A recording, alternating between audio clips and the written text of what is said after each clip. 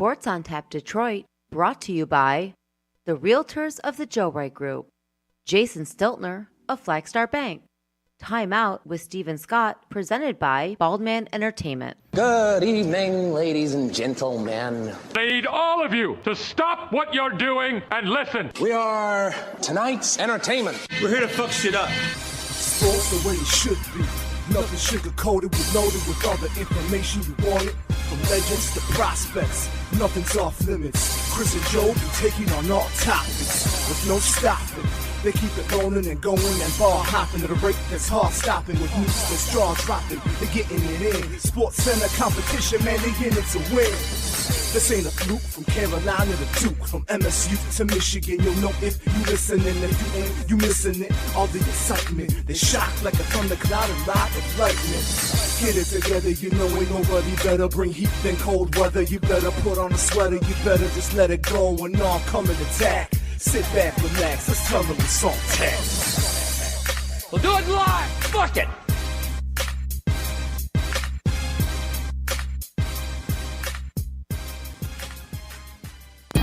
I said the Lions won a game.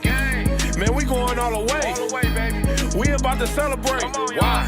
Because the Lions won a game, bitch. Forward down the field, a Lions team that will not yield. All right, you guys, let's listen up. We won a game yesterday. And if we win one today, that's 2 in a row. We win one tomorrow. That's called a winning streak. It has happened before. So let's see some hustle. Let's jack it up a little. I got a feeling things are about to turn around for us. Nice. That was good. Welcome to episode 93 of Sports on Tap. I am Chris Scott, alongside Joe Waddell and Frank Gigotta. Fellas, how are we? Frank?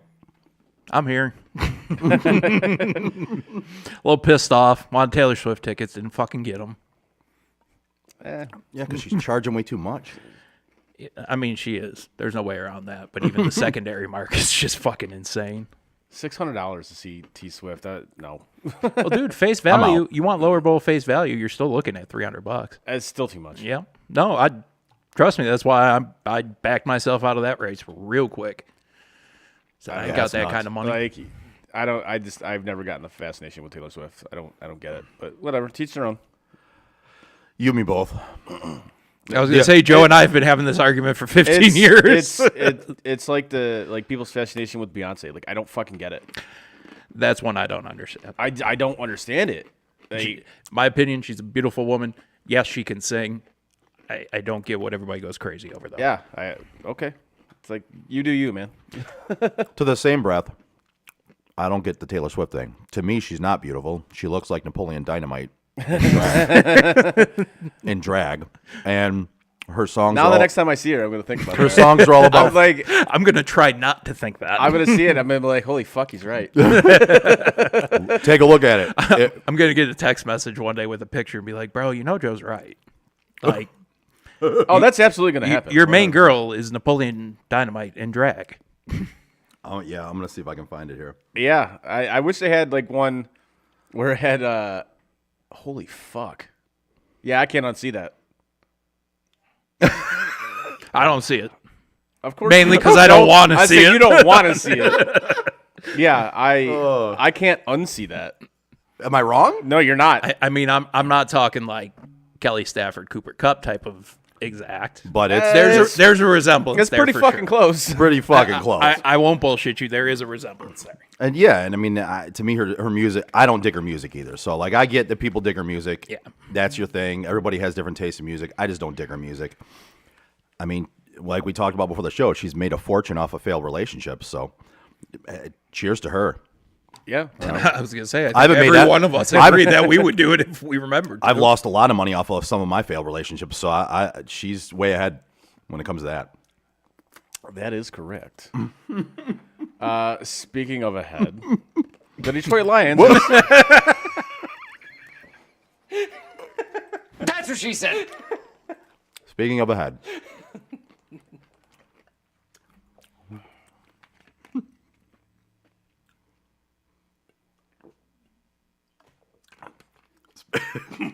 So speaking of ahead, the Lions won a game as we came in on. Yeah.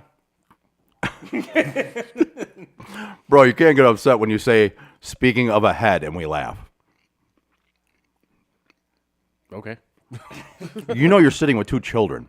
I get it. You can't say something like that and expect us not to laugh. Fair enough. But anyway, go ahead. I'll contain my laughter. No, I totally lost my train of thought. Speaking of ahead, let's talk about the team that was only ahead because of a missed field goal. By field goal, I mean extra point. This is why. Yeah, it was an extra point. Yes, it was an extra point. I don't know. I'm just trying to help you get to wherever you're trying to go. Oh, this is why kickers should be eliminated. I'm sorry. I mean, we've probably beat it to death on this show, but we're going to continue to do it because I fucking hate kickers. Yes. I know Frank supports the brand. Mm-hmm. The brand.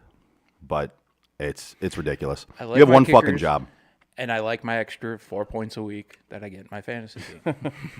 But I mean, if you look at, all right, so you look at the game as a whole, both these teams are bad football teams. They just are. But that's an understatement. Right.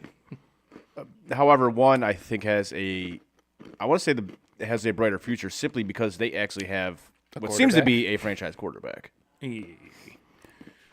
Yeah, I would agree with that. I mean, in this game, he made a critical error. He did. Yeah, that pick was bad. The pick six was not good. Yeah, that was bad. That was really bad. And excuse me, I'm eating a pretzel. But what I loved about it is, like right after that, he made that. He bounced back. Yeah, He bounced out for an 80-some yard rush, it looked like. He completely bounced back from that as far as that goes. And when you look at that game, a lot of people are, like I saw some people on Facebook, Lions fans, on Chicago pages, bashing the fact that they were praising Justin Fields. And we're like, oh, yeah, well, he threw pick six, and he's the reason why they lost the game. Nah, bro. He ran for 150 yards on you. The reason why they lost the game is because they have nobody else but him. He has nobody else on that team. Now, is he a perfect quarterback? Not yet. But he has grown a lot over the first 10 weeks of this season. Shit, he's grown a lot in the last 4 weeks. It is very impressive as what he's done. Is he a finished product? No. Will he ever be a finished product? Chris, you can tell me if I'm wrong, but I don't know. I can't say that at this point. What I see right now is very promising. But you look at just any athlete. What does finished product mean? You know, you always see these guys. I would agree with that. You always see these guys, even when they're at the height of their profession. They say, "Well, I can still get better. Mm-hmm. I can still work on this." So to me, there's no such thing as a finished product. But everybody wants to look and say, "Oh, look, he's still making mistakes, or he still made this mistake, or he still made this error." You know, he's not that. We're not fucking robots, right? And that's what kills me about some of this is as well as he's been playing. Everyone right now is looking at that one pick, and just bashing him. I'm like, listen, I would be on board with bashing him if he deserved it. Mm-hmm. I bashed him at the beginning of the season with you guys on saying, man, he's just not doing it. This is also the same fan base though that took like the first 10 years of Matt Stafford's career and was like, hey. He's still young. He's still young. Stafford was like 33 years old, and people were like, well, he's starting to get older now. I'm like, God damn, I'm the same age as he is. Half these people think I'm fucking old. So, again, they're two bad football teams that it was a relatively entertaining game because you scored that many points. It was. But you're looking at both of these teams, and you're just like, good Lord, these teams are fucking bad. Yeah, and I'm going to take a minute I'll give Detroit credit. I think the word that's being thrown out, I think we've heard it to nauseum probably recently, is grit. Oh, yeah. They're gritty. They're a gritty team. They gutted out a win. They were down a couple scores, came back. And then the Bears did some like SOL shit. They did. I mean, the Bears did not help themselves at all. But when you look at it, I mean, they gutted out a win. I just want to. I'll praise them to a certain extent, but like reel it in a notch, guys. Yeah, come on. Can we talk about why you guys are really upset? You at least. You want to tell us your opinions on this Bills game? Oh, I was just going to say, you want another team that did some SOL fucking shit on Sunday. My fucking Bills. Holy fucking shit. God damn it, Frank. Like, what's that? Now you pissed him off again. All right. Yeah, but this time he's talking. So you have a chance to go up 30-17 if you just kick a fucking field goal. You're literally in chip shot field goal range. But no, you go for it on 4th down, and Josh Allen decides he wants to throw an interception in the end zone. Cool, man. Your Twitter account even claimed the win at that point. Oh, I was so fucking pissed. I saw that, yeah. So, I guarantee you, and we've talked about this numerous times, I guarantee you analytics told them to fucking go for it. I guarantee you analytics told them to go for it. Yeah. And this is another reason why we say analytics are a fucking tool. They're not fucking gospel. Yeah, it shouldn't be the blueprint. It should be something that helps you. Right. It's a resource. So, if you kick the field goal there and you make it, you go up 30-17, you still have the momentum. What happens? No. You fucking decide to go for it, throw an interception, and now Minnesota's got the momentum. And they're ready to go. And they march right down the fucking field. Yes, did you stop them? You did. Congratulations. You stopped them. And then the next play, which you shouldn't have been in anyways, you decide to fumble on your own fucking goal line. And Minnesota recovers in the end zone for a fucking touchdown. And now we're tied. That was So I got a question Or, for you. yeah. I got a question for you. So Josh Allen's thrown 10. an abnormally amount of picks. 10, yes. How much do you chalk that up to his elbow? And how much do you chalk up to just bad decisions trying to force the ball in places? I would say 90-10 bad decisions to elbow because we don't know how long his elbow's been fucked up. Right. Maybe it was just, I would agree that it's so you think it's 90% bad decisions, 10% elbow? because I don't know how Yeah. long his elbow's been messed up. So I'm along the same lines. I was wondering if you thought the same way I did. Yeah. Because from the interceptions that I've seen, He's trying to force it. he's trying to force And it. that one in overtime, what the fuck did you see? They showed that behind him where he threw it. I'm like, Yeah. what? Who the fuck were you throwing that to? Right. And I'm saying the same thing. And listen, I know you're a huge fan of him. It's your team. I'm a huge fan of him, even with it not being my team. But his decision-making process bad. this year has been not good. Especially in the red zone. Yeah. It's been really bad in the fucking red zone. And this is, and I've talked about this ad nauseum during this fucking season. Yeah. This is one of the things that is keeping them from being an elite football team. Yep. Is horrendous, not only decisions on the field by the players, but horrendous coaching decisions. Like, and the catch by Justin Jefferson. Granted, hell of a catch, hell of a throw by Cousins, hell of a catch by God, Jefferson. yeah. But it's 4th and fucking 18, dude. Like, come on. What how can you guys not defend long passes anymore? Well, and look at that game, right? I mean, Justin Jefferson was He was a beast. dominant. He was a fucking in that beast. game. Yeah, he was insane. And we talked about it on Sunday. That secondary was depleted. Incredibly depleted. And yes. and Minnesota was going to be able to throw on them. Justin Jefferson was going to be able to eat them up. But there's Now, no excuse for that. I didn't see that happen. No, there's no That excuse was for a that. game that I didn't see happening. No, that's where your defensive coordinator has to make an adjustment. Whether you bracket coverage or something, do something. I saw Make somebody Adam Thielen beat you. right. I saw somebody make a comment on this game and it said, "This was a terribly played game full of amateur mistakes and giveaways. We are all dumber for having watched it. I award them each 0 points, and may God have mercy on their souls." Billy Madison thing. Yeah, it was. I mean, it was one of those games where it's like, does anybody want to win this game? Yeah, it was. Does anybody want like at the goal line stand for? I'll say the goal line stand for Buffalo was really the goal line debacle for Minnesota. Yeah, it was. Where they like, holy shit. There was, and then they ended up getting the ball and getting a touchdown after Josh Allen couldn't take the snap under center. It was ridiculous. But I said there was so many bad decision made by everybody on the Bills and hell on the fucking Vikings too. It was the same situation we were watching Brady in when he was trying to kneel it. We just kept sitting there waiting for him to just drop the ball. Right. Well, we even talked about it. You're like, Yeah, that's listen, what I'm saying. Like, we were literally watching it on the air, waiting for him to drop the ball and we fucking were up. like, anything can happen. You got to take those timeouts. They can fumble the snap. And what happens during the Buffalo game? He fumbled. Literally on the goal line, they fumble the snap into the couple end hours zone. later, it showed you exactly why you do that. Mm-hmm. And now, as much as we've bashed Kirk Cousins, and deservedly so at points, At certain points, I gave yes. him full marks. He played a hell of a game. He did. And that's I love the fact that we can do that on this show, and we'll bash where it's needed and where it's deserved, but we'll also give credit. And Or just shut up while you guys are praising him. as far as Justin Fields goes, yes, yeah, at least you can shut up while we're praising Justin Fields a little bit.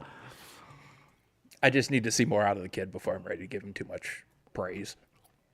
I think at this point, if you don't see the talent in him, I see talent. Like it's there. The question is, are they going to use it? Well, that's to me is what we're finally seeing, right? Mm-hmm. So we'll step backwards to that game again. That kid did everything he could to win that game. Yep. I mean, and the coaching staff is finally. We've said it a couple weeks in a row now. They're finally putting him in a place to make those plays. But you're seeing like all the players that they've traded away defensively. Oh, that's such a. And granted, the Lions have a depleted defense as well. They do. Well, they have a depleted team because they're the Lions. Right. I mean, when you retool every 4 or 5 years, you. Yes. Well, and the Lions at this point, their pick they're getting from the Rams is a better pick than what they have. Yeah, that's sitting at 4 or 5 right now. I think 8. 8. It's an 8 overall from the Rams, and I Lions think are the sitting Lions at are 11. at 11 or 12. Yeah. I know they were at 11. I thought the Rams were higher, though. I actually saw a headline on the Twitter today. Are the Rams like the most useless defending champ ever? Yeah. Yeah. I think they are. So you look at last year, right? Yeah. So everything that could go right for that team last year went right. Yeah. Literally. It was everything, including... And it had to, because they went all in. Well, and including the DB Tart from San Francisco dropping a sure interception that changes history if he catches it. It does. It changes history. It literally changes history. But everything went right for them last year. This year, the exact opposite. It's like as if that's how sports work. Well, and it's like McVay sold his soul to the devil and was like, I will, if you win me a Super Bowl this year, give me a Super Bowl this year, you can take away the rest of my coaching career. Like just it'll be a shit show from here on out if I win the Super Bowl this year. And this year is playing out. It's a shit show. It's bad. It's a back alley abortion. This is a horrible defending champion. It's awful. Can we dive into this hypothetical deal with the devil he made? Because I just want to know at what point in the deal with the devil did he look at him and go, I need Matt Stafford? And did the devil laugh at him? Well, in that scenario, because if any quarterback you could have, why the fuck did you pick that one? In that scenario, it was we want a Super Bowl. We're gonna go all in. We're gonna trade for Matt Stafford. If we do this, I'll sell my soul to you. Okay. We'll win the championship with Matt Stafford as our quarterback. It'll be my decision that I'm making, and it'll look good on me because I made that decision. I traded for Matt Stafford. I saw the potential. We won a Super Bowl. I'll sell my soul to you. Every year after that, after we win the Super Bowl, every year can be fucking awful. And it looks like that's exactly what fucking happened. He's got running backs on his team that don't want to play for him that he's getting in arguments with. Like Cooper Kupp's got an ankle injury right now. He's on injured reserve. Matt Stafford hasn't played. He's had an elbow injury since the beginning of preseason. Do they even have a defense at this point? I know everybody's there. I mean, Aaron Donald's out there every play. I don't know whether he's Jalen doing Ramsey's anything. there. I watch him. He doesn't do a whole lot anymore. He talks a lot, but that's about it. I don't see that defense doing shit from week to week. And they were supposed to be world beaters last year. Literally. It's one of the worst returning Super Bowl teams I've ever seen. And I'm actually fine with that because I'm not a Rams fan. I'm not either. So it's kind of like, yeah, okay. Andrew's dad's currently calling me. Oh, yeah? Yeah. Is he really? Yeah, he really was. Oh. So definitely not a Rams fan. Let me ask you a question that somebody's been floating around. Sure. Do you think McVay decides to retire soon? He got a Super Bowl. He wants to have a family. He wants to have a family life. I don't see why not. I mean, I'll be honest with you. Because you know what? You know what I think he's going to do? What? I think he does. Goes to the booth? Exactly. Yeah. I think exactly what he's going to do. Because you see how much these fuckers are making. It's insane. And you don't have to deal with the stress. Exactly. You don't have to sleep at LaFleur slept at the facility. Oh, we'll get into that. Oh too. my I God! want to get into that. Like too. I want to get past this whole. Did Aaron make them? I want to get. Well, I think if Aaron had his choice, he'd be sleeping in a box. Yeah. Not at the facility. But I want to get past this whole. Being a head coach is one of the hardest jobs in the world. Like you're not curing cancer. No, you're not. You're not real, doing brain surgery, Nope. okay? I know it's stressful. I know you put a lot on yourselves. But come on, man. You don't have to sleep at the facility. You know what sleeping at the facility tells me about you? Not that you're a good head coach. It tells me you're a shit poor husband and a father. That's what that tells me. You're sleeping at the facility instead of going home to your family. That's all that tells me. One athlete that used to do that. And when I tell you the name, and obviously you'll know his position after that, you'll understand why he did it. And that's Dominic Hasek. Because goalies are fucked up and they do weird shit like that. Well, they're fucked up in the head. Right. And that's what I mean. Like, if the goalies are the only ones who are going to stay in the fucking clubhouse, locker room, whatever you want to call it, obviously that's not something people do. But Like, no. there's no reason for you to be sleeping at the facility. There That's isn't. stupid. But anyway. but to your question, yes, I think he will retire. Retire? And then I think he'll go to the booth for a while. Yeah. Like while his kids grow up, whatever. And then I think he'll return to coaching at some point Down the line, after his kids are Yep. a little more grown, and yeah. Because again, like you see these guys that go to the booth, just getting paid just ridiculous amounts of money. And they get to have a life. Yeah. Because for some reason it is frowned upon to not devote your entire life to football when you're head coach, and it's just so stupid to me. I saw this also on the Twitter.com after the Bills game. Some people in the Bills group, they're like, "Oh, he's got to stop doing commercials and this, that, and the other thing." It's like, dude, stop yeah, it. because the commercials he did in the offseason really affected Stop how it. he. Yeah. Well, he did the same thing with Baker when he was doing his commercials. He's on TV on Sunday throwing an interception in the fourth quarter. They're like, well, maybe if you concentrate on that instead of doing commercials. Say, okay. Like, dude, you realize those commercials were filmed in the summer, right? Exactly. When he was doing nothing for football. Yeah. Wait a minute, they weren't filmed on a Wednesday when he called out a practice? Right, yeah. Oh, fuck, man. But I got to see, stop making stupid fun shit of like him, that. man. It's like, come on, man. That shit always kills me. But what does kill me, though, is like these when say he does go to the booth, which I think he's going to do, and how much money he's going to make doing that. Yeah, I would agree with you. It's just like, I don't understand why these guys are getting paid so much money to go to the booth. I don't fucking understand it. Like Romo and Aikman. Well, and Romo started it, I think, with the big money ones, and his has been downhill ever since. Oh, I'm done with that fucking guy. I've been done with that guy for a couple of years now. He's annoying as hell Yes. at this point. Like, I actually like Greg Olson. I think he's done a hell of a job. Greg Olson has done well. For as much of a person as I didn't know he had I didn't know he had a personality. Greg Olson was just kind of always like the guy who showed up, did his job, and that was fucking it. If you knew him at Miami, he definitely had a personality. Well, and that's why I say, like, it's kind of nice to see him in the booth, because when I heard he was going to be in the booth, I went, oh, that's going to be fucking boring. Yeah, I still got to find that rap. That rap. There's a rap? Oh, He's yeah. at Miami? Oh, yeah. That Miami team had put out a rap video. Yeah, Which, oh, yeah. Like, obviously, I know he went to Miami. But Third leg Greg. What?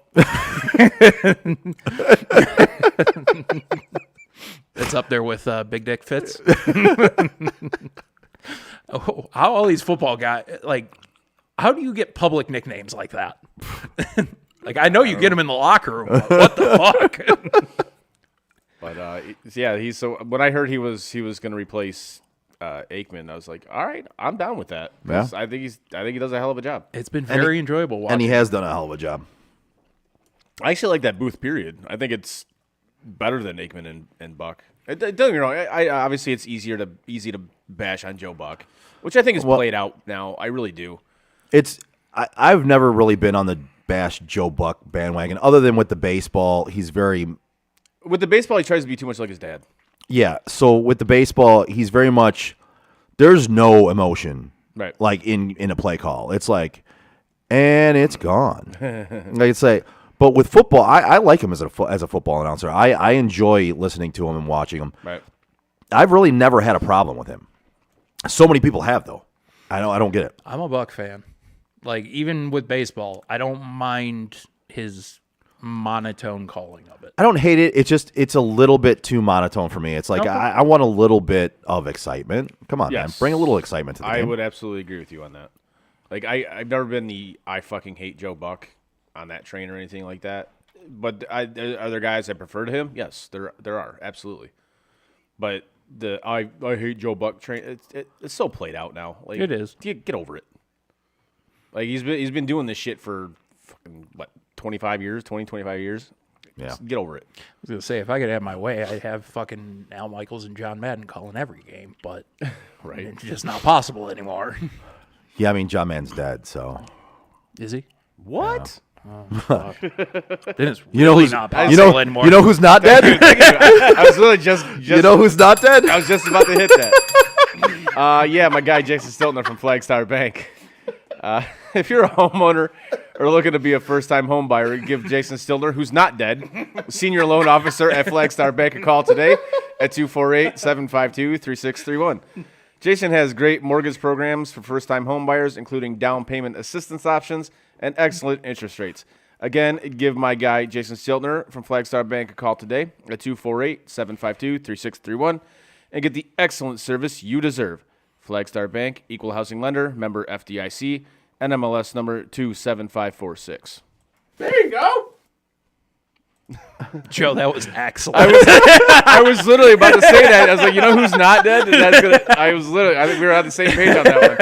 Well, this is a perfect time to hit that. Do it. And I think the reason I enjoyed it more with Joe saying it is I expected you to go with something along Oh, those lines. I was literally going to say the same thing he said. For him to not miss a beat and go right into it, like, nah, man, fuck you, I'm saying this. I was literally going to say the same thing he said. It's like, hey, you know who's not dead? You just see him over there. He was like that kid. He's like, you know, he's not dead. You got to say it before he does. So we're going to move on to your Browns because Deshaun's coming back, what, this week or next week? He can start practicing he's this able week. to practice this week. Right. He'll be able to play in 2 weeks when they take on his ex-team, Right. of course. Houston Of course. Texans. Exactly. They played the Dolphins this week, and I mean, it was a Yeah, shit that was show. bad. It was a shit show. Yeah. But hold on, Browns fans. Deshaun Watson will be here to save the day in a couple weeks. Right. I mean, hey, you guys are still a playoff team, right? I mean, I guess if you want to say technically. I mean, technically. that is a pretty shitty division, so you might have a shot. Yeah, it's not very good. But, yeah, I mean, honestly, I don't have much to say on the Browns. Your coach got to go, man. How long have I been? I know. How long have I been saying You've been that? on that train for a while. Your coach got to go. I started saying it a little bit last year. I started seeing the problems last year, and you know, some people say I'm too quick on the blaming the coach thing for football team, but you if you look at it overall, I'm the same way no matter what team I'm looking at. Right. Like I don't just look at the Lions and say, "Oh, their coach is a shit show." Now I've said that for the last few, but I've been right. Well, you're how old now? 43. Okay, so that covers like the last 18 coaches. Yeah. Yeah, I think that's. I mean, I think it's fairly accurate. Yeah. I mean, maybe one or two didn't suck. Yeah. They just weren't good. Like I never said Caldwell sucked, other than his in-game management, which was proven correct. But yeah, I'm even across the board. I don't play sides or play favorites. And when it comes to Stefanski, he was very much deserving of the AP Coach of the year he won it, and now he's very much deserving of a pink slip and a ride out of town. That's kind of the only way I can put it. I think the only reason I don't agree with you on it is his quarterback situation. Obviously, you knew what that situation was going to be going into the year. You should have prepared better for it. But we all kind of knew that it was going to be a rough go for them starting Jacoby Brisket? Yeah, Brisket. But that's the I was thing. trying to remember his real name, but Brissett, yeah. Brisket. Okay, Brissett. That's what his name was. Therein lies the problem, though. You're not coaching like you were prepared for that situation. To me, that's fireable. Like you're exactly. So if you have Brisket, It's fair. Like if At you know quarterback. that situation, Yeah. then and there's been in-game management where you put the ball into Brissett's hands at the end of the game when you could have put it into Nick Chubb's hands. And you have the running game, you have the offensive line, you have arguably a top 3 running back in the NFL right now. according to Derrick Henry, he's the best running back in the NFL. Well, right now. I mean, and Derrick Henry's regarded as the best by some people, Right. so I would take Derrick Henry 7 games out of the year over anybody else. I would take Nick Chubb. I would take And- Nick Chubb the rest of them. Yeah, but I'm a little biased there. I watch him a little more, but as far as an can you overall not be? rounded back, I take Saquon. Fuck you guys. this year, yeah. I mean, I wouldn't. But I mean, again, it's arguably whoever's up there. Right. You hand him the ball, man, and there's been situations in games where they've put the ball into Brisket's hands when they shouldn't have. It's been unneeded interceptions. It's been unneeded throws that you could have. There's better game planning that could have been done, and I feel like they haven't been prepared for games. There's a litany of reasons why I just don't like his decision making at this point. Okay. And Chris, to your point, yeah, I guess that is kind of where I'm not looking at it right. I'm looking at it as I expected the season to kind of be a fold, but with him looking at the season as if it was going to be a fold, I see where that's the problem. Like, I assume that, but yeah, you can't go into it when you're coaching 50-something men and just expect that you're going to fold for the year. Right, because professional athletes, they don't do that. Right. They don't just fold or tank or whatever you want to call it. NBA players do because they're fucking soft.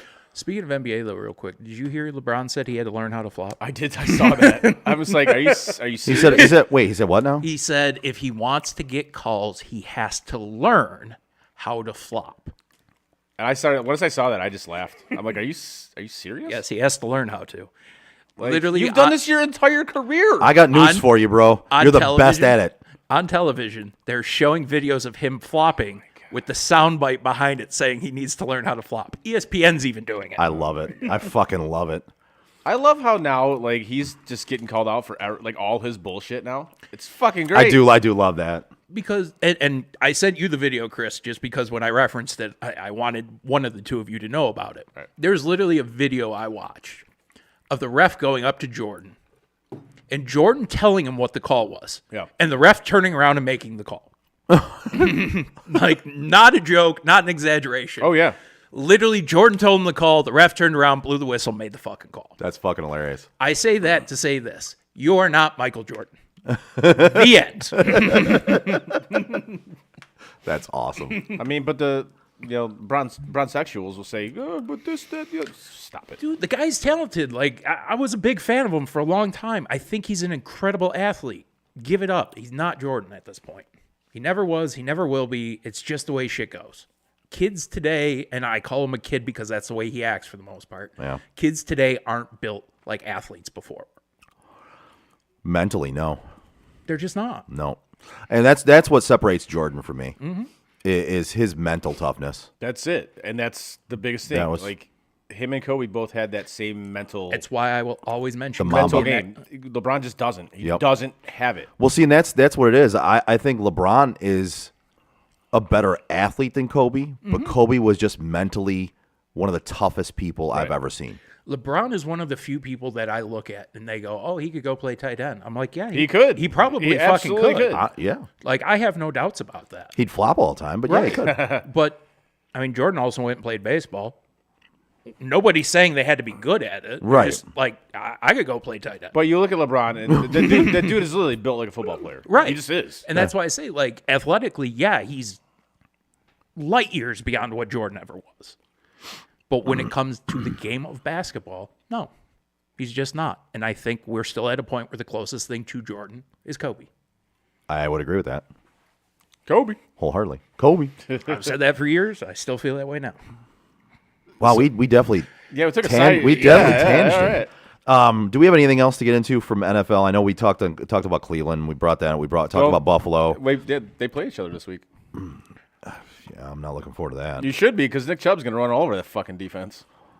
Yeah, that's another thing. No, he's not, because they're not going to give him a ball. Right. They're going to try and have Brissett throw it against No, them. they're going to give him the ball because there's supposed to be like 2 feet of snow in Buffalo. Oh. Did what they did with fucking Jalen Hurts last night. Like, God, why don't you be a pocket passer? Yeah, that was a game. Like, okay, so what happened there? Let's talk about last night. Yeah, there's a couple things I want to talk about last night. You didn't enjoy Jalen as a pocket passer for the most part? I didn't. That game. Nick Sirianni, what he was doing last night, I don't understand it. So I didn't understand the first half. They give the ball to Miles Sanders 3 times. 3 times. Yeah. And then they're losing in the second half, and all of a sudden, run the ball, run the ball, run the ball, and they're getting 5 yards, 6 yards, 5 yards, 4 yards, 7 yards. Where the fuck was this earlier? Yeah, right. If you run the ball earlier like this, you start to wear them down. Then you could pick them away in the passing game and start to roll Jalen Hurts out and have some design runs for him in some RPOs.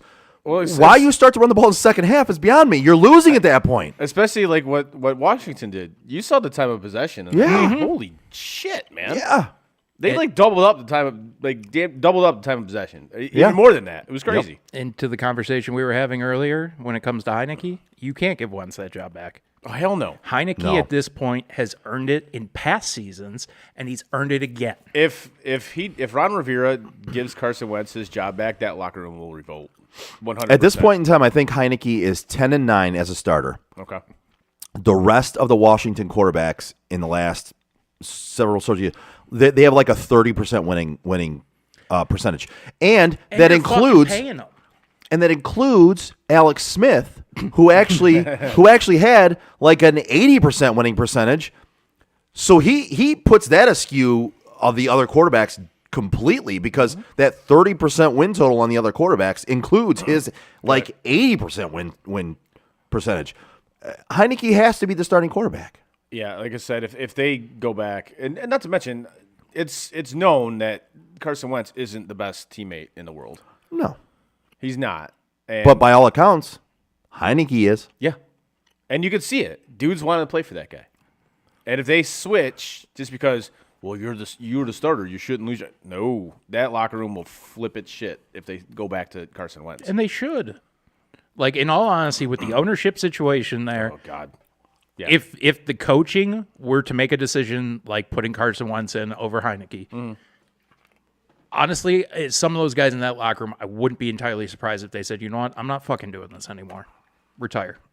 I could absolutely Like what see that. Martinez did a just couple pull weeks Blake ago. Martinez? Yeah, Yeah. And just, but you look at that ownership group. Oh, you man. look, if you just got to that point, like, fuck it, what's the point? This team's going to own your ass for the next however long. I do have an observation about last night's game for the refs Okay. and NFL Are officiating you in talking general. about that late hit? So we can talk about that, but my main one I want to talk about is the fumble that happened on the play where he actually got face masked Yes. to the point where his head almost got ripped off, and then he fumbled the ball, and they replayed it to make sure it was a fumble. But during the replay, you cannot enforce a penalty if you see it in a replay. What are we doing, folks? That has to change. If you're able to during it now, you shouldn't be able to replay just to find a penalty. No. But if you're replaying a turnover or you're replaying a catch on the sideline or something that is in gameplay where you're replaying it anyway, you should be able to determine anything that happens during that play. You should be able to determine a penalty that happens during that play. Everything should be reviewable during that play. Well, and by Because in going that to case, that review, fumble you're never happened. admitting you didn't see it. And that fumble never happens. Right.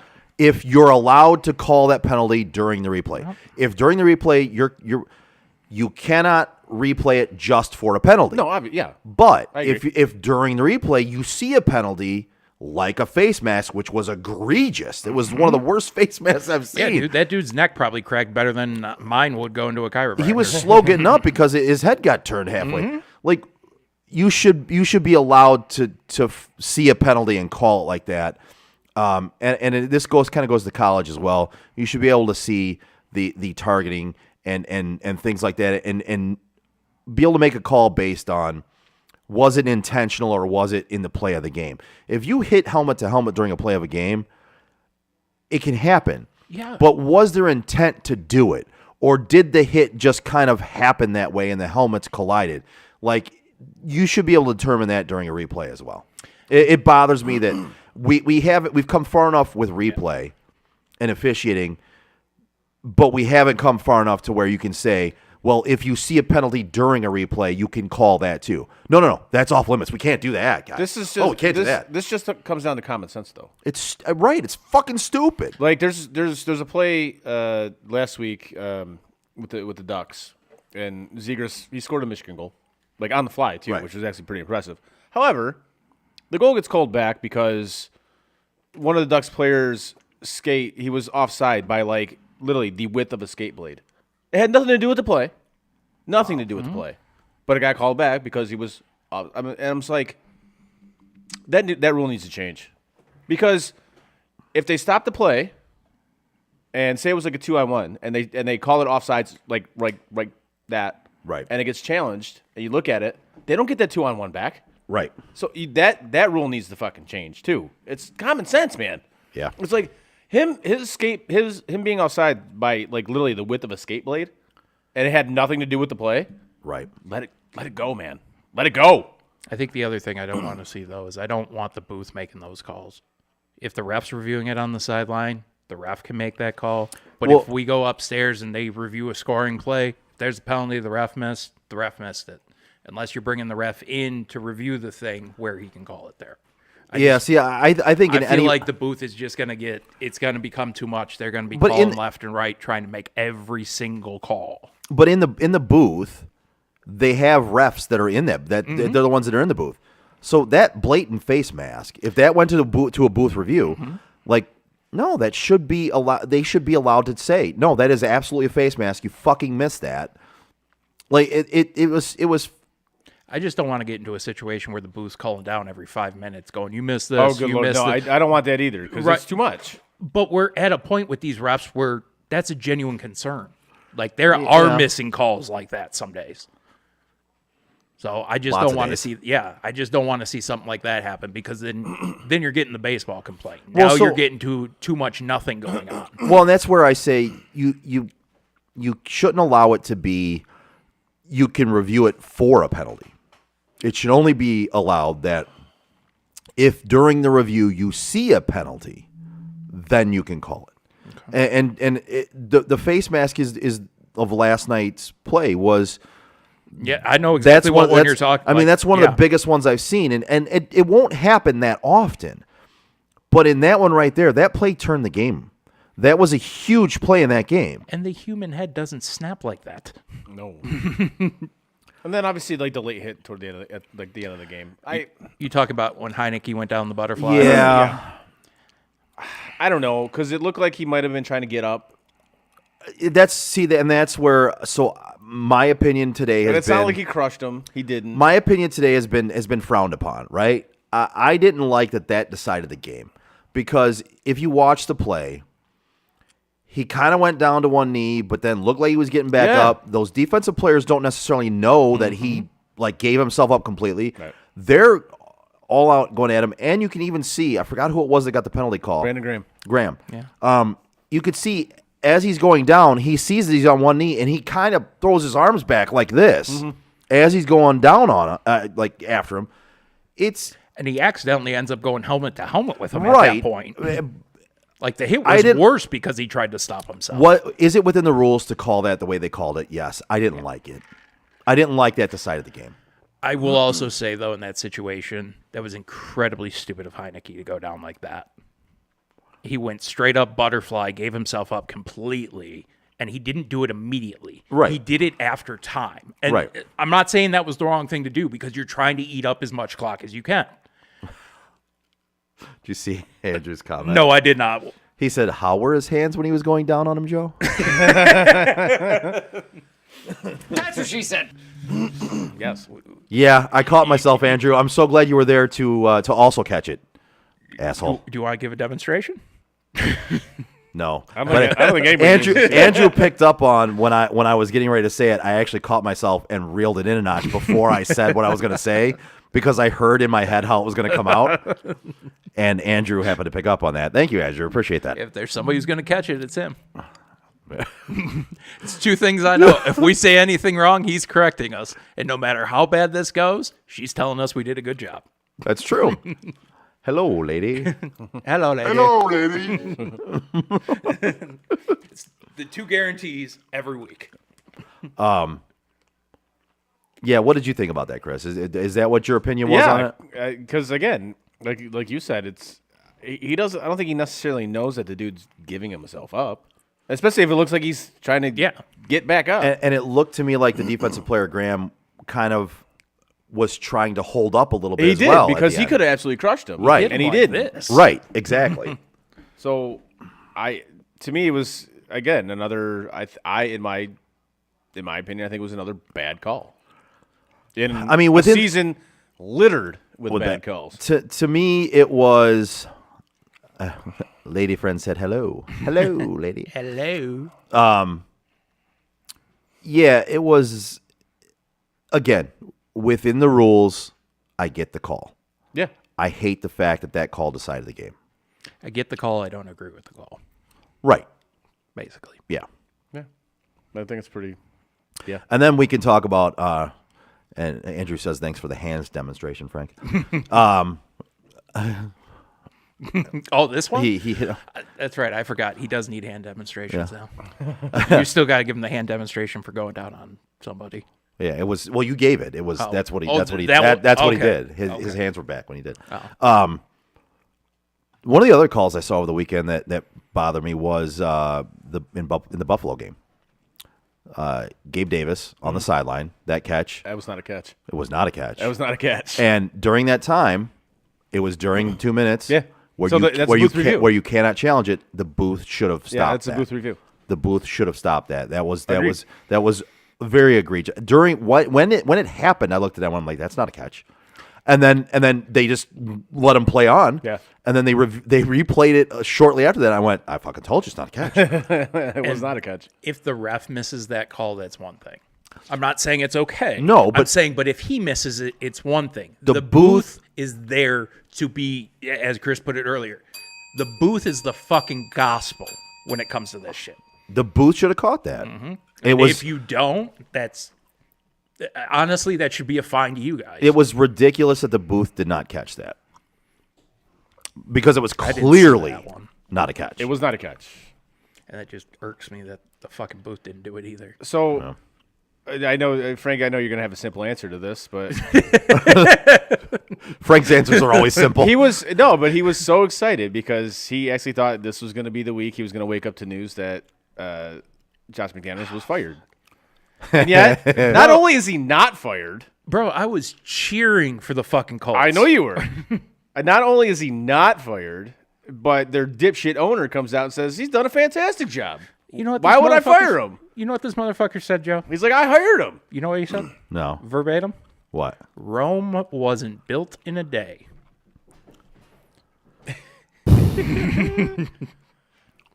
It was burnt in a day. Unbelievable. I couldn't believe that when I read that. I'm like, you got to be kidding me. So I sent it to Chris with the text message. It said, Rome wasn't built in a day. Mark Davis, a lot of other people. Like I couldn't believe when I read that shit. Like, oh, I hired him. And blah. I'm like, So I was all hyped leaving here, and I was like, yeah, they're gonna fire this motherfucker. Oh, you were- I haven't you were heard this yet. so I'm excited. so jacked to hear this. there's a couple of coaching situations in that game that happened this week. So in between Indy and Las Vegas. So Right, so- the other one, I actually heard a lot more of that story. So, well, I want to talk about the Raiders front first. Yeah, we'll for get sure. to the other portion because I that's a fascinating front for me, right? We talked It's about it even on funnier Sunday, how it went down. right? We talked about it on Sunday. Yeah. About how he hired his drinking buddy, right? We'll get Yeah, to that portion yeah, of it. I think from now on, I'm going to call Josh McDaniels Ronald McDaniels because he's like a fucking clown out there as well. Ronald McDaniels. He just doesn't talk as much as I mean, the other one. that is. I'm sorry, that's a fireable offense. It is. You lose to a guy that has no college coaching experience, None. no coaching experience in the NFL, not coordinator, assistant, nothing. None. His only And qualification. he walked in there and he beat your ass. I also want to say that now Jeff Saturday has More as wins many than Josh as many McDaniels has. well, and he has as many road wins as Dan Campbell, Oh no, and he's been there one game. He's coached one game. Jeff Saturday has more wins with the Colts than Josh McDaniels had. That's a good point. Yeah, that too. Yeah, that is a good point. That is too. But yeah, Jeff Saturday Has the same has the same amount of road wins as Dan Campbell. after coaching one game as Dan Campbell has after coaching a season and 10 games. That's fucking amazing. That might be my all-time favorite stat. I was gonna I sit hate here. stats. You're welcome. I hate stats, but I like that one. You're welcome. I was gonna sit here and say something along the lines of, "Well, they beat the Raiders, and is that really considered a win?" And then I was like, "The argument would be Justin Fields," and I'm just not gonna make that argument because neither one of them really is that big of a win. However, you know who does win? Who are we going with? The Joe Wright group? Yeah. Okay. Are you? Who's doing the read? That would be me. Okay, go. Same way it always runs, Joe. Whether you're buying or selling your home, now is the time to take advantage of having the expertise of 4 real estate agents for the price of 1 on your side. Make the right move with the right group, the Joe Wright Group. Give Craig Joe Wright, Mike Bush, Shane Wilson, Alex DeRocher a call today. Phone number is 248-535-4750 to fulfill all your real estate needs. You ever have a brain fart? Apparently. Happened to me. I was like, which one are we going with? Is it at your service or is it Joe Wright? It was like 3 weeks where I got to read that read in silence, and it was getting really nice. And then all of a sudden, I got you two fucking assholes laughing. I was trying to make it so we could have like 2 smooth ones in a row. I know. And then- fucking dude. Fuck. I had a blackout as to which one we were doing next. I was like, I don't know. Like, I even had it up, and I'm just sitting here. I'm trying to tee his ass up, and fucking nope. I'm sitting here like, Next time, just tee it up for him, and you guys start doing your thing, and I'll just change the picture. Don't look at me for anything, because I just totally fucked it up. I was like, I don't know which one we're going with. Yeah. you do it again, we're gonna fire you. Listen, We'll hire you back 10 minutes later, but we're gonna fire you over it. listen, don't tell me with a good time.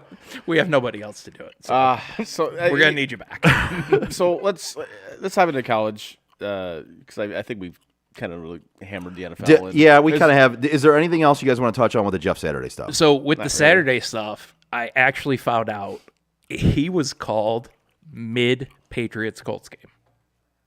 Jim Irsay called him from the box in the middle of the game while he was at ESPN and straight up asked him, what the hell is wrong with my offensive line? Why can't we stop anybody?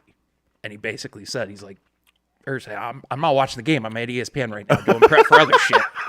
And he basically told him, then go pay attention. I need a coach. Wow. So I'm going to bring you in. So he called him after the game was over and basically hired him on the spot. So the one thing I want to say about this This is one of the dumbest fucking things I've ever heard. Right? That's why I was like, no, I got to tell this. So as much as we bagged on this on Sunday, and I'm still going to continue to bag on it because I don't think he deserved the job. With that being said, you notice the offensive line played their best game of the year. Yep. You notice that they got a road win. And you notice that Jonathan Taylor had his best rushing output of the entire season. So something got switched there. Whether he's going to be a successful coach or not is still to be determined. But something got changed there that I will look at this and I will go, hey, your first game coaching ever, literally ever. Great job, man. His words. Great job. Because he was on McAfee earlier today, so I was able to watch that interview. Right. Basically what he had said is he walked in there. Every coach they had a hell of a lot more experience than him. He looked at all of them and said, you guys know what your jobs are. I'm here to learn. And he let them do what they're experts in. All right. I like that. And so I was like, why doesn't every coach do this? I'm not a fan of the situation and how it happened, but I mean, I can't argue with the results. Neither was Bill Cowher. He hammered it. hammered. Everybody was. So what I didn't ripping actually hear what he said. Did you hear what he said? Can you tell me? He just basically said it was a disgrace to the profession. Wow. He hammered the fucking Colts. I heard he did, but I didn't hear what he said. I caught like the tail end of it, and it was just like, whoa, it was bad. A guy like him, I would expect to be that fired up about it. Yeah, because it was kind of a stupid hire. It's like, guys, are we serious right now? Come on. Because when it comes to coaches, especially of like the modern generation, You're if supposed it's to not Belichick, Cowher's like right there. Well, not to mention it's kind of an unwritten rule. Like you work your way up. Like you start out at the bottom and you come up through the coaching chains. From what he had said, though, he had 2 offers in the offseason to be a head coach. 2 jobs he declined. Who, Jeff Saturday? Going off of what he said on To be a head coach in the NFL? Yes. He said he was talked to by numerous teams in the offseason. He had 2 offers, and he declined both. Okay. Wow. Oh, which is the first time I had heard that. Yeah. And between the 3 of us, we follow just about every piece of football news that comes out. Yeah. Like, I don't. But this is like when the Lions hired Matt Millen to run the team because he was good in the booth. Yeah. It's like, well, that doesn't make you Doesn't good make you GM. good. Like, what the fuck? What are we doing here? It doesn't make you a GM. It doesn't. I was a pretty good left winger. I couldn't figure out why I couldn't play defensive tackle, though. It's amazing. Go figure. One doesn't have anything to do with the other. Anyways. All right, on to college. Let's move on to college. I mean, obviously, everything pretty much stayed the same. I think the rankings are coming out at 9 o'clock tonight. Yeah, as they're of coming out in recording a right little now. bit. It's what, 7, 8 o'clock, something like that. Yeah, it's 8. So Georgia hammered Mississippi State.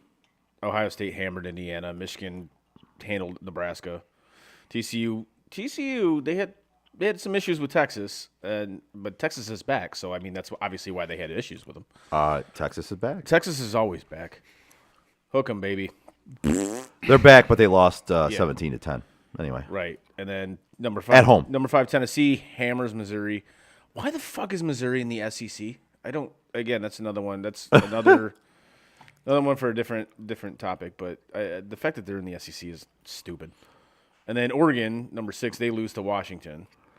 LSU beat Arkansas by 3 points. And LSU's going to the SEC championship game now. So they're probably going to play Georgia in the SEC championship game. And I hope they get destroyed. I know you do because you love Brian Kelly. Oh, wait. I don't care if that guy goes on to win a national championship. He's still the worst thing that happened to that area. Notre Dame had their struggle with Navy. I saw that. It was like 37-34 or something like that. Bro, that fucking catch, though. Like, I don't even give a shit about the rest of the game. 35-32. Yeah. I knew it was like a 3-point game. I couldn't remember. If it was, after watching that game, they're the type of team they are. It drives me nuts, but they're a team that plays up to their competition. They're a team that plays down to their competition. Right. They're not going to get anything. Sounds like the Maple Leafs. Well, hey, they're up 2-0 right now. Yeah, well last I looked, it was 2-0. Just wait. We'll see how long. We'll see how long that lasts. Oh, man, it's a fucking Tuesday in the middle of November. But they're it's fine. But if that's this what is the playoffs. Different story. But it's literally that's what they do. They always play down to their competition. It's fucking amazing. But that's another team that has that problem. The Oilers. The Oilers got a bigger problem. His name's Kenny Holland. How's Jack Campbell working out for you, Oilers fans? And this is why, like in the Leafs groups that I'm in, and they're like, "Oh, we signed Campbell. He wanted like $5 million a year." I'm like, no. It was like when DeKaiser wanted the $5 million a year here. He's not a $5 million a year goaltender. He's just not. But Ken Holland, another stellar job by you, buddy. So that's good though, because we got a couple of contracts that should be coming up of guys he loves signing for no fucking reason. There you go. So Edmonton, they're all yours. But back to college football. So again, I expect the top 4 to remain the same. This week, obviously, Michigan's taking on Illinois, which will be obviously their last test before Ohio State. I didn't see who Ohio State was played. Do you have any, Frankie? Got any? I can look that up real quick if you can. So I haven't got to watch it, but I pulled up ESPN. It says Stephen A. goes in on Mark Davis. I can't believe anybody takes that dude seriously anymore. Who are you asking? Who are you asking? Who's playing this week? Ohio State. Ohio State's playing Maryland. Oh, that's in Maryland. That's a good warm-up game, right? So they're 27.5 point favorites. Yeah, I think they're gonna hammer Maryland. They'll win by 40. So and then obviously Michigan has Illinois coming to Ann Arbor. I think that's going to be a tougher game than people think it's going to be, but Michigan should handle business, and if they don't, then they're fraudulent like we thought. Yeah, at this point they're 17.5 point favorites. Yes, and obviously we'll get to that later when we do our picks. But TCU's got Baylor. I think TCU handles that game. Baylor. I think it's going to be a slightly tougher game than people think it's going to be, but I ultimately think TCU will win and hang on to that number 4 spot. Yeah, I mean, TCU is only favored by 2.5. I know they're playing in Baylor, but I have trouble believing that TCU won't pull off that win. Right. And they just beat Texas in Texas by a touchdown, so I don't see Baylor being a much tougher team than Texas. Eric, what do you say? And then Georgia has a little bit of a maybe possible like trap game, whatever, taking on Kentucky at Kentucky. I think Georgia handles their business. So again, I think going into it next week, I think your top 4 is going to remain the exact same. Yeah, I'm with you. I don't see it changing a whole lot. I should say I don't see it changing at all. Right. I don't see it changing anything. Shouldn't. I see coming out of this week, it'll stay the exact same, and then next week will be one of the deciding factors. I mean, it's going to be Michigan, Ohio State. That it is, and it'll be 2 versus 3. And the fact that it still can't be the Big Ten championship just drives me nuts. It is frustrating. I was talking with somebody about this. I said, honestly, at this point, just get rid. It was actually a lady friend's dad last night, so we had dinner. Okay. And I said, just, you know what, especially with the Big Ten, just eliminate the conference championship game because the Big Ten West is horrendous. It's awful. Michigan and Ohio State are clearly the best 2 teams in that conference. At this point. And the fact that one of them is going to play in the Big Ten championship game and the other isn't is ridiculous to me. When it's clearly the 2 best fucking teams. Before that, it was Michigan State and Ohio State. Yep. Like, Right. literally Yeah. at no Yeah. point when they had this Right. has there been a best team on the other side. Even when Nebraska and those teams were good, they still weren't. Even I think was there was top like two. I think Even it was when like was- one where like Wisconsin was Right. like Yeah. geez, you know, they were when fucking Wisconsin powerhouses. was good, even when Penn State was good, like It's they like they're- 1 versus 5. right. It's like it's never that portion of the conference is not ever that good. It isn't, and this is why they need to get rid of either the divisions or the conference championship game as a whole. Yep. Because again, I wouldn't mind seeing Michigan and Ohio State back to back. I wouldn't either. I wouldn't mind that at all. Because again, those are your two best teams. Why wouldn't you want to let your two best teams play each other for the conference championship? Could you imagine a situation where they play the last game of the year, they play in the Big Ten championship, and then they play in the first round of the playoff?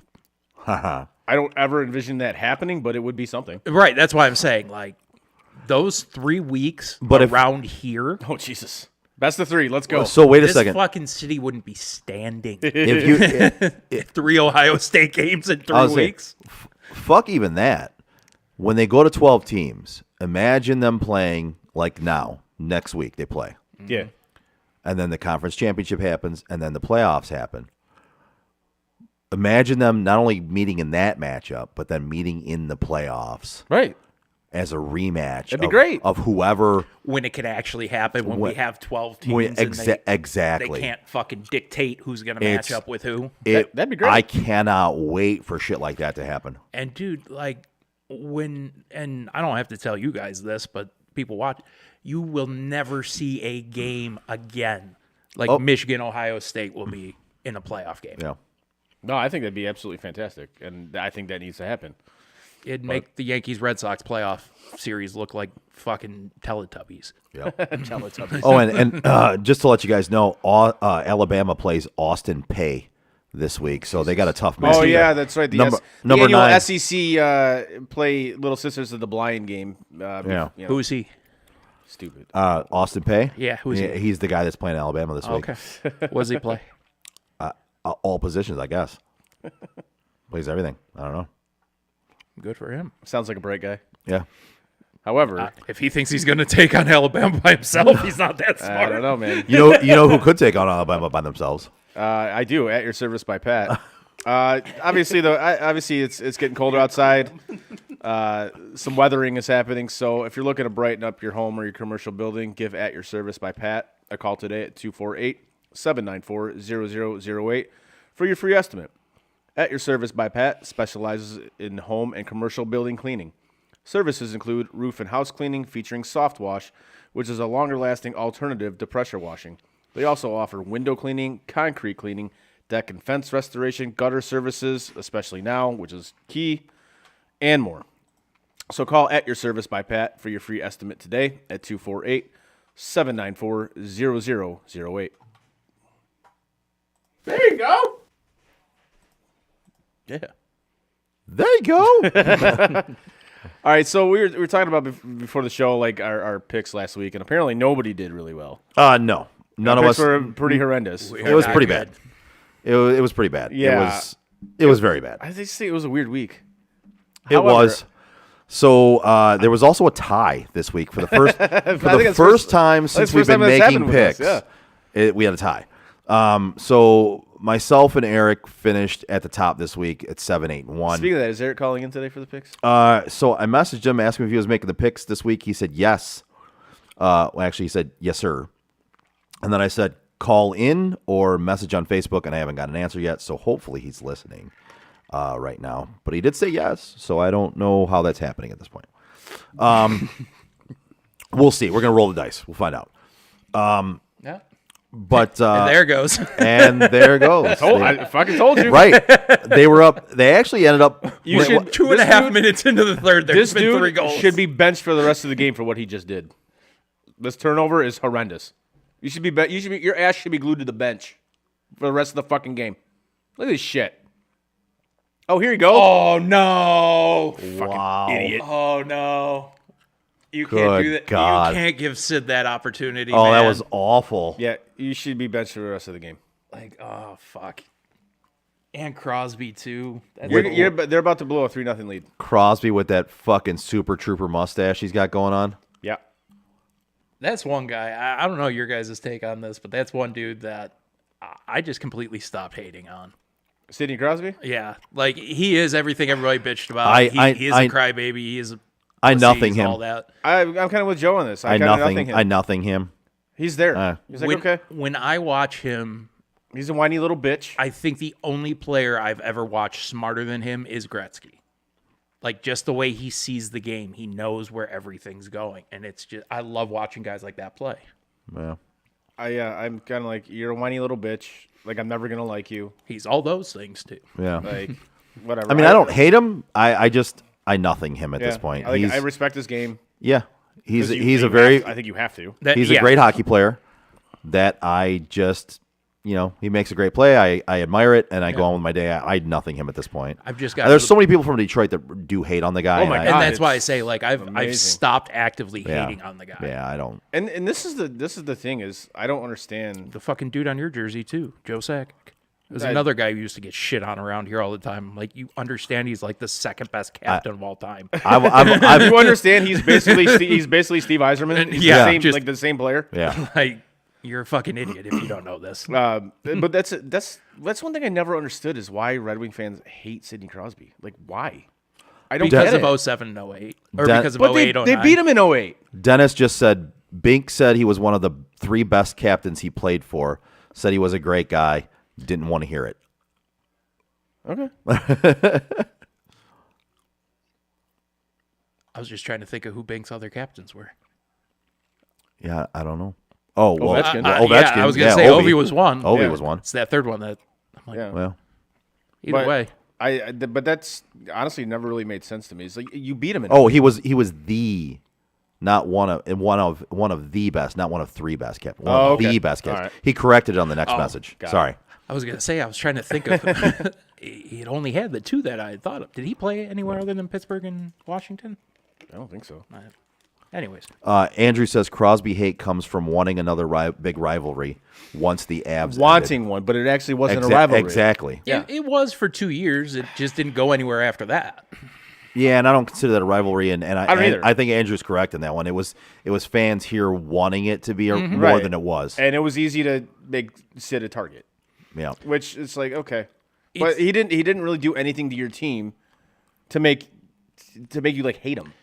The thing that nobody ever understood is that the Wings are just a role player in Crosby's story. They wanted them to be the beginning of it. Yeah. Right. They were just a small role player in it. They were the team he had to beat to become great.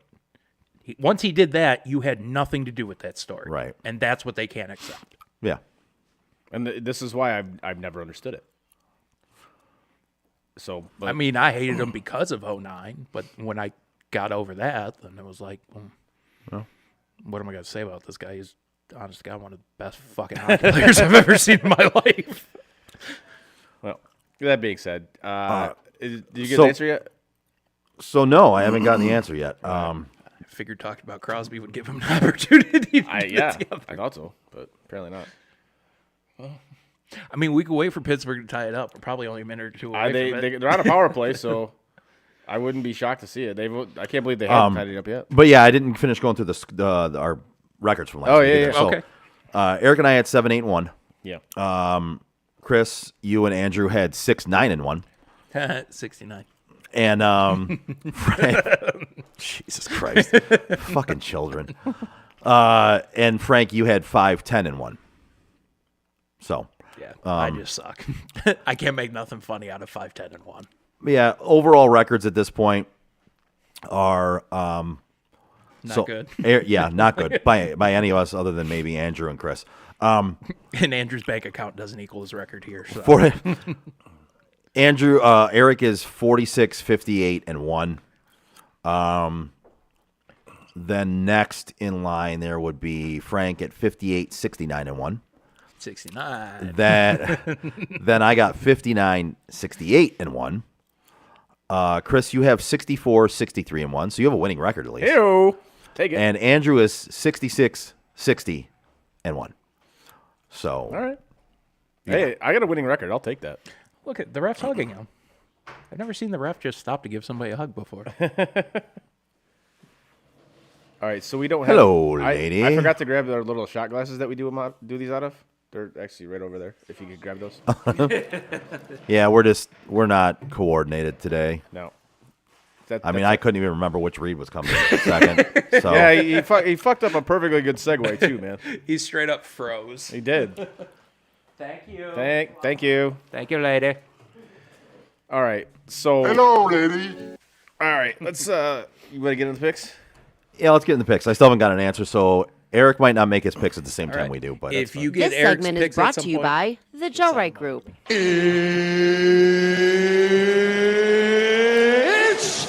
time! So hopefully all of us can have a little bit better week than we did last week. Hope so. Ideally, We'll see. Be nice. Can't get much worse.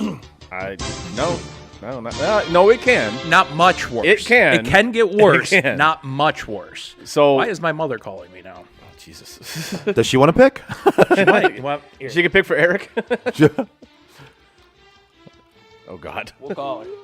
Oh God, what is happening? Oh Jesus. Are you really calling your mom blind? Oh my God. This is a first. Put it on speaker. I want to hear the conversation. Oh God. This is a first. This is going to be awesome. Oh. I'm all for this. Or a disaster. One or the other. You're on the show right now. Yes, you're live.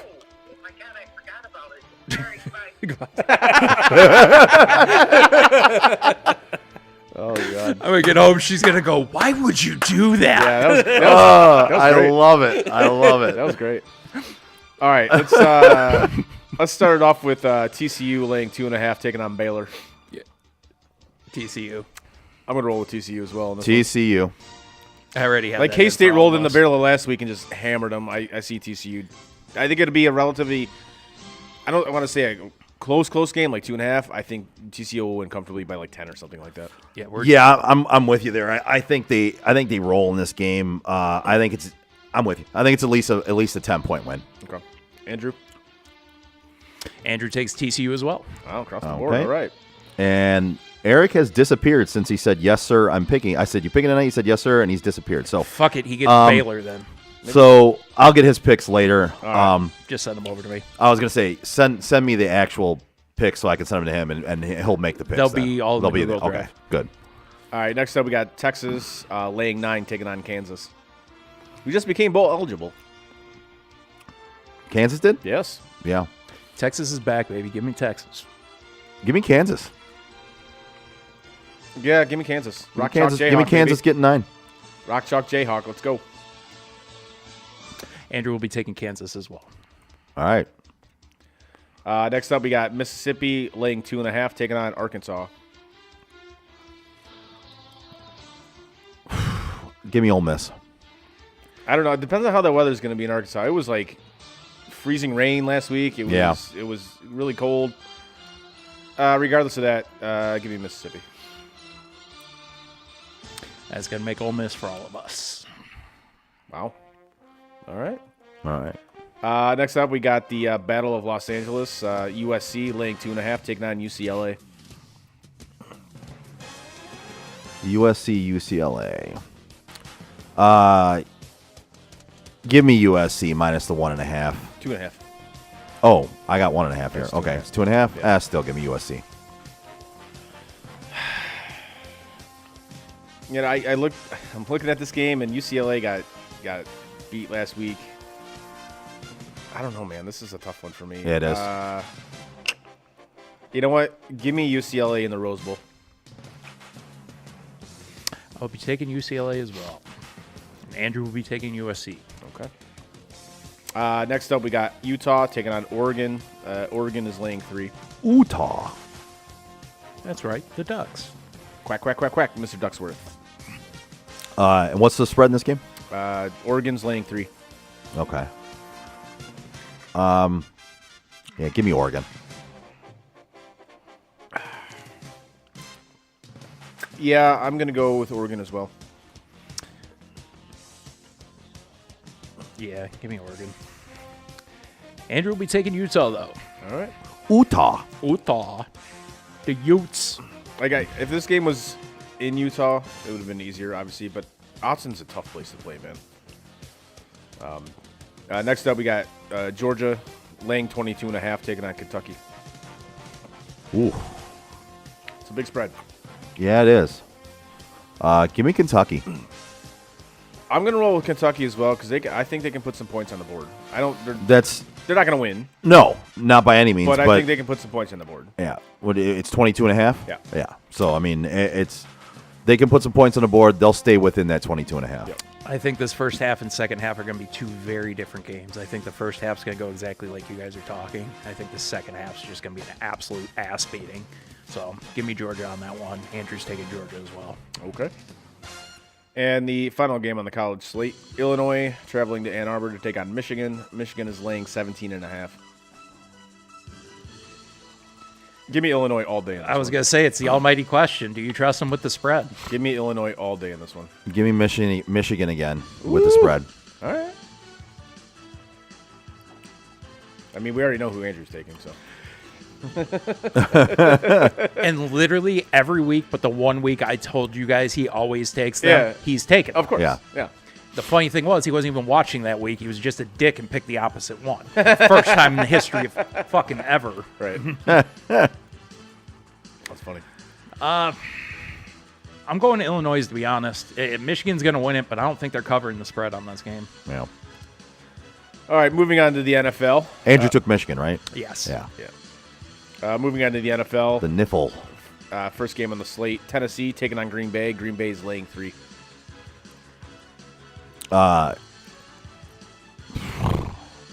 Holy shit. This is a matchup of two teams that are dog shit. Bro, the Titans are getting points in this game. I'm absolutely taking the Titans. Yeah. Give me Green Bay at home. I am in also Lambeau. taking Green Bay because that game against Dallas, I think they might have got this might be their last life. You know what I'm saying? Yeah. You get that little spark. I think that carries. They into showed this game. something. They did. Christian Watson actually. Yes. So what I said on Sunday panned out. I said they were down to Christian Watson. He was healthy. He hadn't shown anything all year. Yep. What happens? He has 4 catches, 100 and some yards, and 3 touchdowns. Yep. I think Aaron Rodgers might have somebody to throw the ball to. I see them being able to win this game in Lambeau by more than 3.5. It's only 3. 3. Well, yeah. Whatever. Yeah. Frank? I will be taking the Titans. And then Andrew? Will be taking the Titans as well. Okay. Next up, we got the Browns taking on the Bills. The Bills are laying 8.5. You know what? I hate doing it. Give me Cleveland. Buffalo looks not very good right now, and something's wrong with Josh Allen. Not even just his elbow, his decision making. It's supposed to be snowy. Give me the Cleveland Browns in their run game to stay within 8 points. I second that, Joe. I'm also taking the Browns. I think Nick Chubb is going to run all over this fucking defense. I really do. Even if they stack the box against them, I think they're still going to run all over this defense because that's been arguably their Achilles heel the past few seasons. They can't stop the run against elite running backs. They can't. So, yeah, give me Cleveland. Exactly what he just said. Like, exactly what he just said. And then Andrew will be taking the Bills. Okay. The Bills. Bills.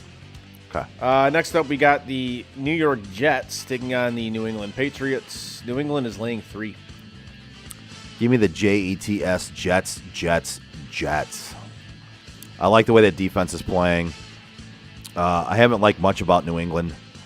And I think the Jets can stay within a few points in this one, if not actually win this game outright in New England. I'm going with the Patriots because I have a feeling Belichick is going to have a defense that's going to have Zach Wilson seeing ghosts. Give me the Pats. I'm taking the Jets. I just think they're too good this year. Andrew will be taking the Pats up. Okay. Next up, we basically got a pick'em game. The Cowboys laying 1, taking on the Vikings. Fucking Nat over here or something. I was going to say, you look like you're fucking using a dating app on your computer or something, trying to swipe left and right. What game are we picking? I got distracted by the net. I see it. You're deciding between the blonde and the brunette right now. Right. Talking about your dating app on your computer screen. Oh, gotcha. Dallas laying 1, taking on Minnesota. Minnesota. I know. These fucking hockey podcasts. I can't help it. I tell you. Like that's all I listened to Minnesota. today was hockey podcast. I listened to the newest episode of Chicklets, and there was another like 32 Thoughts with the guys from Sportsnet. But it's Canadian. It's fucking it's ridiculous. Give me Minnesota. Minnesota. At home, getting a point. I'll take them to win the game outright. That point doesn't matter. Dallas just lost to Green Bay in Dallas. No, they lost at Lambeau. Oh, it was at Lambeau? Yeah. Oh, all right. Well, whatever. He's got to say Minnesota again. Hold on. Just for that, I'm going to go Dallas. You could have said the Vikings. I could have. I'm taking the Vikings on this one. Andrew will be doing the same. All right. Next up, we got KC taking on the Chargers. Kansas City's laying 6.5.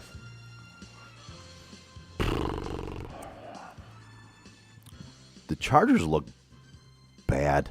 Yeah. They're 5-4, right? Yeah. Which is weird because they don't look like they they visibly looked worse than a 5-4 team, Yeah. and I'm surprised their record is 5-4 actually. Right. Like I was surprised last week when they were playing and their record was 5-3, and I'm like, this team does not strike me as a 5-3 team. Nope. Give me the Chiefs minus 6.5. You know what? That offense looks like it's humming. Yeah, give me KC. I'll be taking KC as well, but I do have one question regarding them. Why have I seen the replay of Kadarius Toney's catch 15 times just because this guy fixed his fucking gloves before he caught the ball?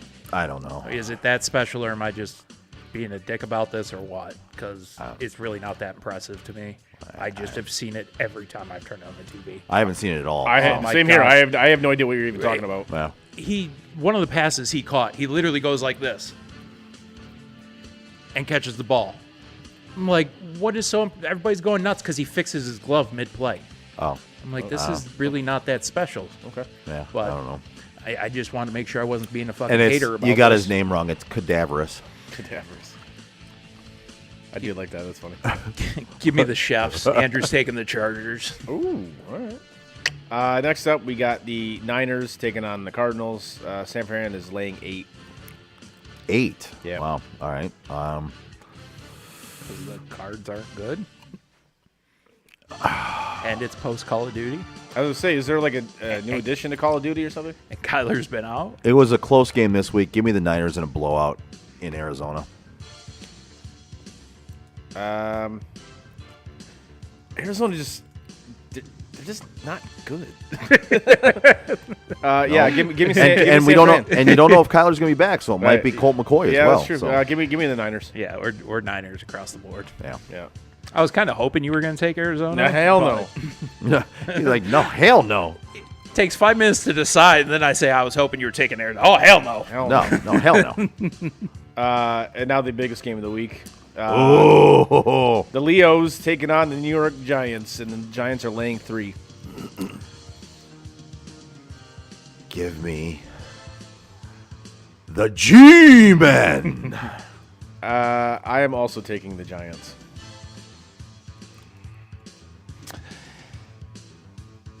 Yeah, I can't. You can say Lions by a million?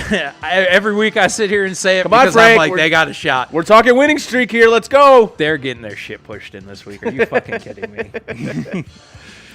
There is. You know you want to. The small. Oh no, I've already put it in. As the Giants. It's already in. Yeah, it's in as the Giants. All right, got it. Well, could you imagine this fucking city with a 3-game win streak? Oh, are you kidding me? They would build a statue for him. It'd be like that South Park scene where the guy looks like he's cum all over himself. Oh, yeah. You know? Oh, yeah. Yeah, exactly. And Dan Campbell will be walking through Detroit with his balls in a barrel. Just big nuts Campbell. Just strolling with his nuts out. Oh my God. You God. see it? Yeah. That. Dennis says 3-0 going into Turkey Day on a roll. Oh Jesus. That was a dad joke. I know. I got it. That was a dad joke. If there's nothing else you can count on Dennis for, It's a dad joke. Well played, sir. All right. Those are the picks. Yes. Thanksgiving's going to be even uglier than this weekend is. I don't know. Not if they don't get their fucking shit figured out. They have no way of stopping even a bad Josh Allen, okay? Yeah, they do. Because I think they can actually score points on that fucking defense. I didn't say they couldn't score. I said they couldn't stop even a bad Josh Allen. You only got to stop him once. I'm telling you, man. And then if he turns the ball over like he has been, then there you go. You're all set. I mean, we could be in 2 weeks, we could be talking about a 4-game win streak. Going into Thanksgiving. No, that'd be No, coming out. that's coming out of It'd be Thanksgiving. coming out of Thanksgiving. Oh. Yeah, exactly. So, anywho. Dennis says Kool-Aid served at every Turkey Day dinner. I love it. They're on a 4-game win streak, Dennis. Kool-Aid will be on my table. And it will Oh, I be know it. Absolutely. Mighty blue. It'll Yeah, be 100%. blue as hell. Literally, I will get a picture with Kool-Aid in it and I have no put doubt it on about- the SOT page. I literally have no doubt about that. None. All right, boys, are we ready for the Taste This segment? I believe we are, yes. The Simply Spiked. All right, motherfuckers, let's take a timeout and taste this. So what we are trying today is Simply Spiked Lemonade. Ooh. We're running out of options at the store. No, we're of just not things going- that come in single cans. We're just not going to the right store. Like I said. That's true. I have to make a trip to I went by one by my place, though, and this is still all they had different from the stuff you have by your place. I got to make a trip to Total Wine because they have so many. Yeah. That place There's is. one down by me as well. Okay. Yeah, there's like Frank was talking about. As long as we can each get like a mixed 6-pack or something like Yeah. that, and then have literally Right. 12 beers, Right. 18 beers. Yeah. We're Yeah. good. Yep. I mean, some of those might be gone before our Tuesday show, but We're gonna have to get doubles I can't of promise. some. I can't promise anything. What happened to this one? Sorry, man. Sorry. I got home from the bar and I needed another one.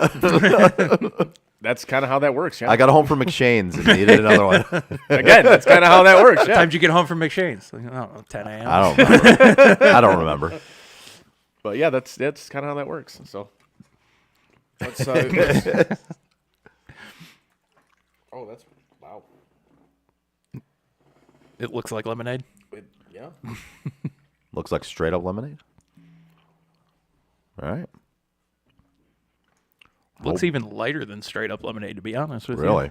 From this angle, it looks like water.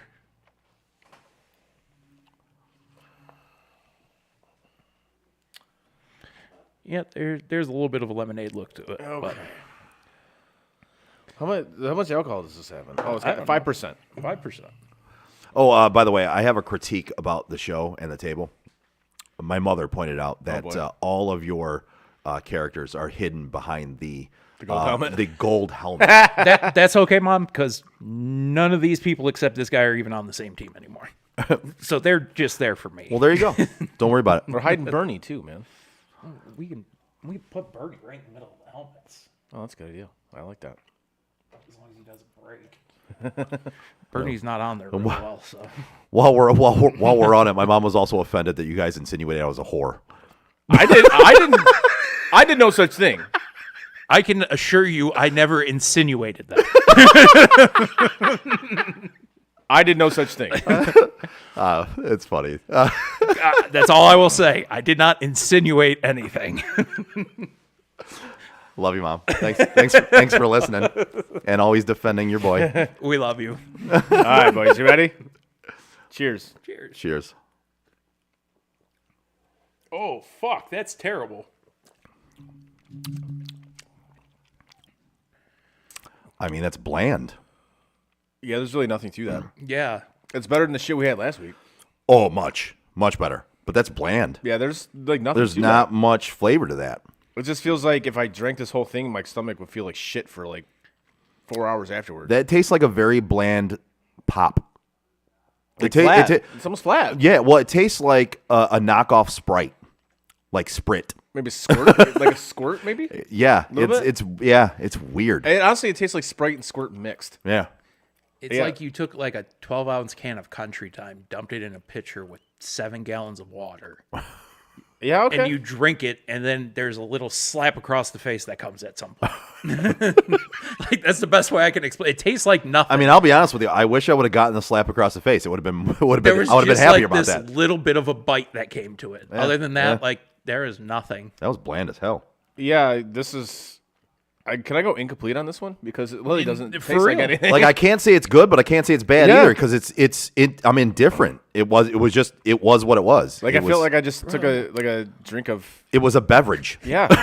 Not that I'm the guy who usually looks at this shit, but there's 330 calories in that.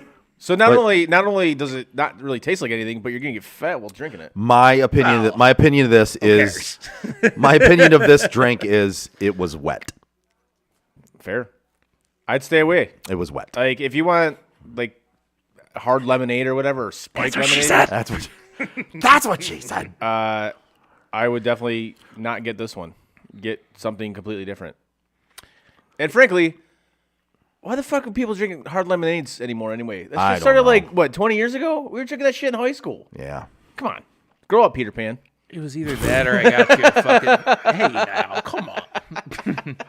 Speaking of growing up, Peter Pan, whether you're having drinks with friends or just want something fun and different to listen to, take a time out with Steven Scott, presented by Bald Man Entertainment.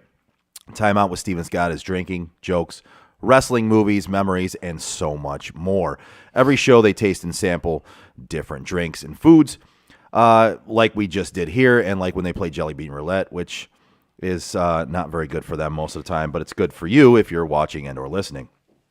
I still So think we should do that. that's Time Out with Steven Scott, presented by Bald Man Entertainment. Look them up on YouTube or at timeoutpodcastwss.com. And be sure to follow them on TikTok, Instagram, and Facebook. There also is a little bit of an announcement for Yeah, I them. saw that. Yeah. So Time Out with Steven Scott will be going. They'll be pulling the Bill O'Reilly on the 18th of this month. You're going live? They're gonna do it live. Nice. Fuck it. Fuck it. They're going to do it live. Fuck it. So check out Time Out with Steven Scott, presented by Bald Man Entertainment. Once again, that's at timeoutpodcastwss.com, and you can check them out on TikTok, Instagram, and Facebook. Nice. Good for them, man. Yeah. That's awesome. Yep. Check them out on Instagram. Instagram. Instagram. Instagram. No, that's good. It's That's, the Instagram. that's good news, man. Good Yeah. for them. Yep. So they're gonna do a live show. dig Fuck it. it. I dig it. That's cool. Nice. Yes, sir. I still think the two of you should eat the jelly beans. No. Not a chance in hell. Absolutely not. Naga, not gonna happen anyway. Not Nope. Naga? Nope. Naga, not gonna happen anyway. I think it should. That's just my 2 cents. It You can think we not. should all you fucking want. It ain't gonna happen. I think you should do it, Frank. No. No. It's like no. No, wait. Stomach problems and all that. It just wouldn't be good. Oh, but it'd be good for us. Yeah. Oh, it'd be good for all of us if you two did it. This is false. Fake news. It'd be good for me. I'm with Chris on this one. Fake news. False. Would not be good for anybody. We're not Naga. Not gonna happen. Andrew, can I get some backup here? I think Andrew left us. Yeah. I mean, they have jelly beans that taste like boogers. You guys don't want to see these guys taste something like supposedly taste like boogers? No, that's what we have people to do that for. Scott, Steven Steven Scott. Scott are Steven for. Scott. That's what they're for. That's what they're for. It's a good point. They can do that. Exactly, and they want to do that. They're all about doing that. That's the part I can't figure out. Which Like, is I honestly, jokingly do want you guys to try it just because I know how bad it's going to be, but why are you willing to do this? Hey, why do people do? they'll they'll do anything. Why are the Jackass guys famous? Yeah, they'll do anything to entertain their Exactly. listeners. Hey, Hey, I appreciate it more because power it is to 'em. entertaining. More power to them. Yes. Anything else, boys? No. All right, that brings us to an end of this week's show. Give us a like, a share, to follow on our social media like Facebook, Twitter, Instagram, Twitch, and YouTube. You can find all our podcasts at your favorite podcast provider. Check out sotdet.com, where you can click on shop and you can buy some merchandise.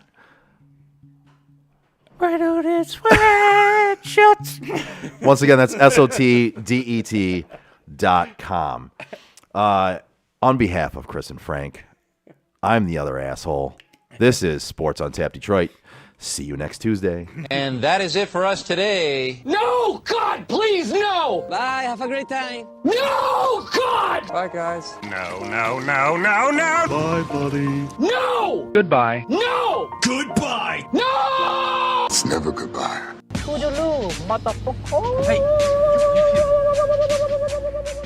You know, we've been through our ups and been through our downs. You were meant to be here tonight. You guys will always be in my heart. Great moments are born from great opportunity. I think the most important part is that we all stay together throughout. Don't give up. Don't ever give up. Live. Fight like hell. The best thing I have ever done, the best thing I will ever do, is be a dad. God, I love you guys. Mamba out.